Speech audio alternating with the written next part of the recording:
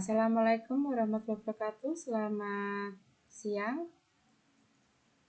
Sebelumnya ini akan saya perkenalkan dulu mengenai dua metode pada sistem pendukung keputusan, di mana nantinya dua metode ini diterapkan pada sebuah kasus yang nantinya hasilnya akan dibandingkan dengan kenyataan, dengan hasil yang ada. Sebelum membahas lebih jauhnya, kita akan mengenal dulu apa itu metode SMART.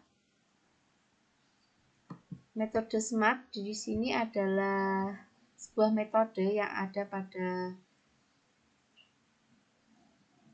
salah satu decision support system, yaitu sebuah pendekatan yang dapat mendukung untuk mengambil sebuah keputusan. Menurut Madani et al. Pada penggunaan metode ini menggunakan perhitungan DSS sehingga perhitungan matematis dapat dihasilkan pertemuan alternatif yang ideal. Ada beberapa metode yang ada pada SPK, bisa TOPSIS, kemudian AHP, kemudian ada WP, SMART, MORA, dan masih banyak lagi. Tapi untuk kali ini kita akan membahas dua metode saja, yaitu metode SMART dan metode MORA. Metode SMART sendiri yaitu salah satu metode pengambilan keputusan yang multi kriteria, yang ini dikembangkan oleh Edward pada tahun 97.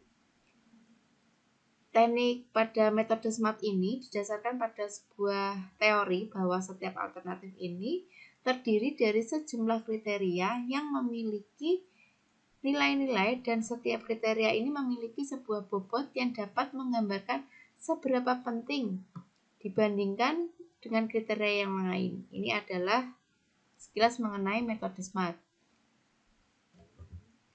Ada beberapa langkah ya pada sebuah metode SMART. Yang pertama adalah bagaimana menentukan kriteria yang digunakan. Kemudian yang kedua adalah bagaimana menentukan bobot kriteria pada masing-masing kriteria dengan interval 1 sampai dengan 100, dan untuk masing-masing kriteria dengan prioritas yang terpenting pada masing-masing kriteria tersebut. Kemudian yang ketiga yaitu menghitung nilai normalisasi, yaitu dengan cara WJ dibagi jumlah WJ, di mana WJ itu adalah sebuah bobot ya, W itu adalah weight pada sebuah kriteria, sedangkan sum WJ adalah total dari keseluruhan jumlah bobot dari semua kriteria. Kemudian langkah yang keempat adalah bagaimana memberikan sebuah nilai parameter kriteria pada setiap kriteria untuk setiap alternatifnya. Kemudian untuk yang kelima adalah bagaimana menentukan utility dengan mengkonversikan nilai kriteria pada masing-masing kriteria menjadi nilai kriteria data baku. Caranya bagaimana? Yaitu dengan UI saat dalam kurung A1 kurung tutup sama dengan Cout min C min dibagi C max dikurangi C min, di mana AI itu adalah nilai utility pada kriteria pertama. Sedangkan untuk kriteria pertama, sedangkan Cmax adalah nilai kriteria yang maksimal. Kebalikannya tadi adalah Cmax, kemudian ini adalah Cmin, di mana Cmin itu adalah nilai kriteria minimal dan Cout I adalah nilai kriteria ke I. Rumusnya bisa dilihat ya di atas itu. Kemudian langkah keenamnya adalah bagaimana menentukan nilai akhir dari masing-masing kriteria dengan mengalihkan nilai yang didapat dari normalisasi nilai kriteria data baku dengan nilai normalisasi bobot kriteria.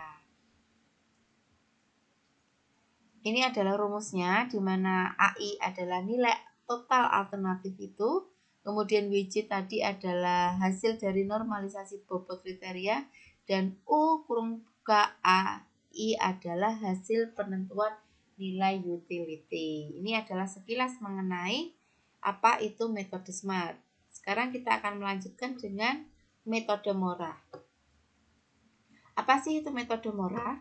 Di sini metode MORA adalah metode yang relatif baru yang digunakan oleh Browers pada tahun 2003 dalam sebuah pengambilan keputusan yang multikriteria, di mana metode Mora ini memiliki tingkat fleksibilitas serta kemudahan dan kemudahan yang mudah dipahami dalam memisahkan subjektif dari sebuah proses evaluasi ke dalam kriteria bobot keputusan dengan beberapa atribut untuk pengambilan keputusan. Berbeda dengan yang tadi, untuk langkah yang pertama pada metode Mora yaitu adalah yang pertama kita harus membuat metrik keputusan. Ini adalah rumusnya. Kemudian XIJ ini adalah nilai dari alternatif I pada kriteria J.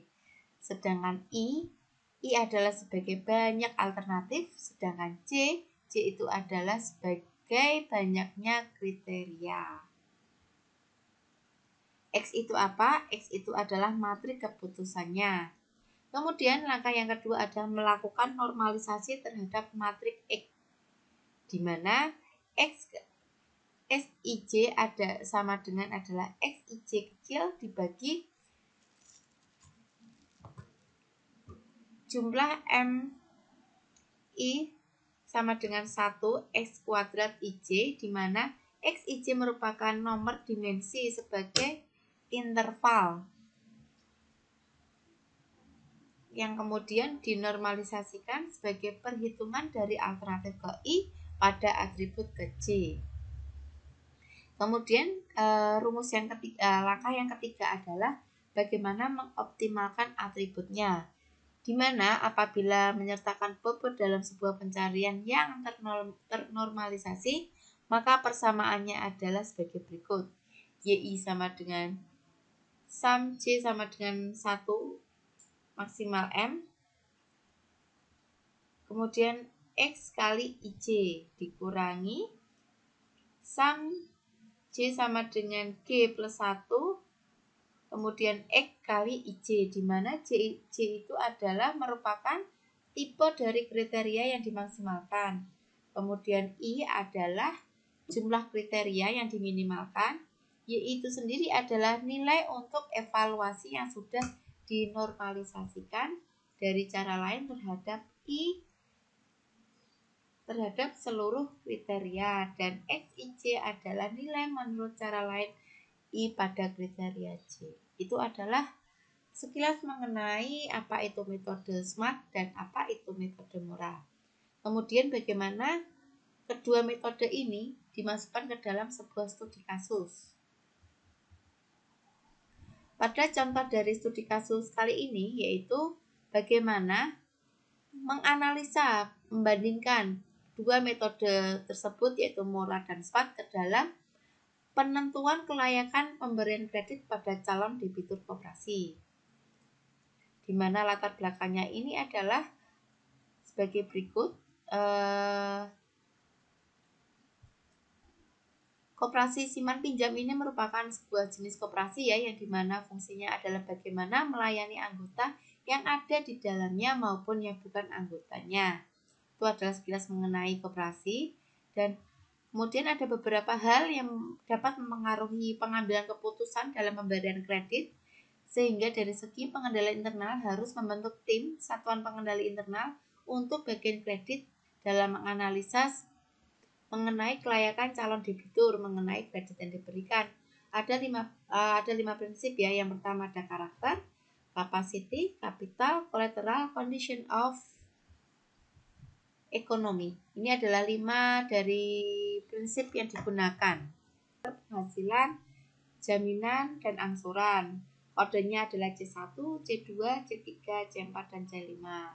Kemudian untuk bobot kriteria dan hasil normalisasi bobot, untuk kelengkapan berkasnya itu bobotnya adalah 5, untuk karakternya adalah 20, penghasilannya 25, jaminan 25, dan angsuran adalah 25, dan jika ditotal jumlahnya adalah 100. Selanjutnya pada tabel di atas itu telah menjelaskan bagaimana nilai sebuah dari nilai normalisasi dari bobot pada masing kriteria. Ini adalah cara untuk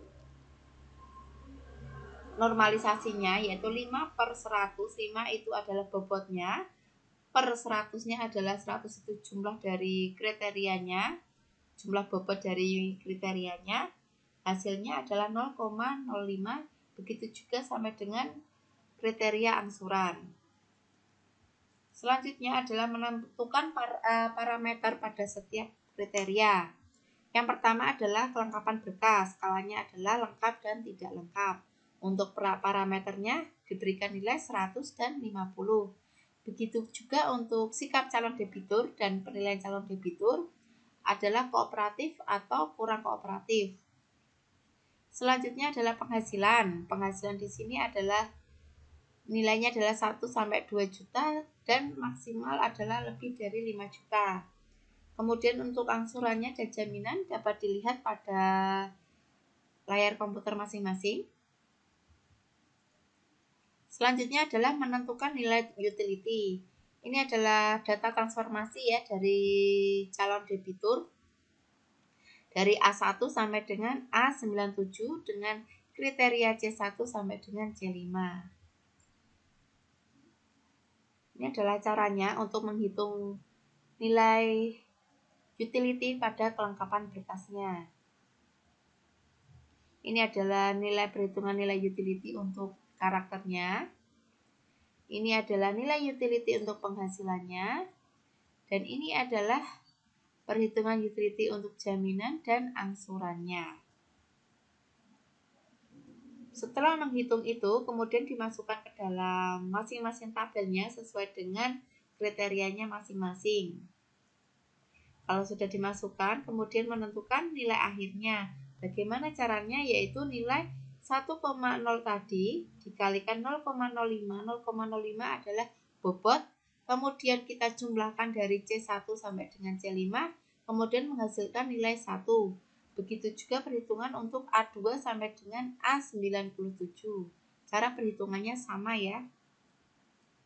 Selanjutnya adalah data keputusan pengajuan kredit dengan metode murah.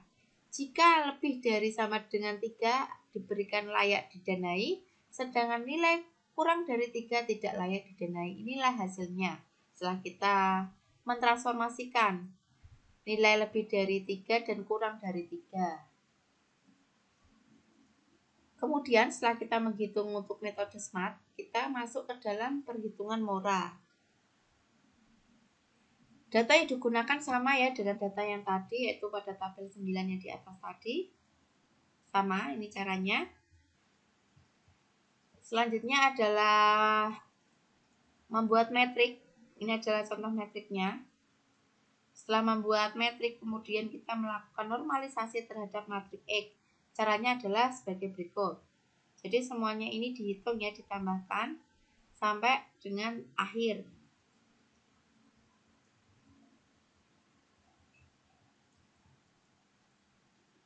Kemudian setelah itu kita masukkan ke dalam tabel, yaitu apa?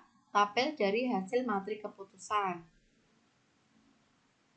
Setelah itu kita menghitung Y1-nya.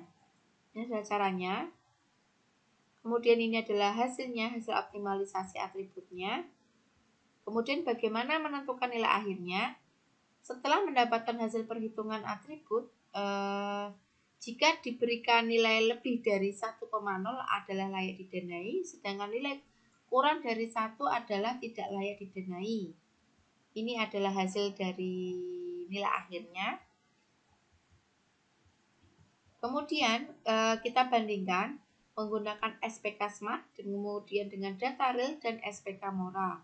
Ini adalah perbandingan dari dua metode dan satu hasil yang sebenarnya. Dari hasil perhitungan data real, perhitungan SPK SMART dan mora dapat dihitung persentase hasil sama dengan data real, yaitu untuk perhitungan dengan SMART mempunyai persentase sebesar 69,072% dan hasil itu sama dengan real, serta 30,928% mempunyai hasil beda dengan data realnya. Sedangkan untuk mora mempunyai 40,206% itu hasil yang sama dengan real, Sedang 59,79% mempunyai hasil yang berbeda dengan data real.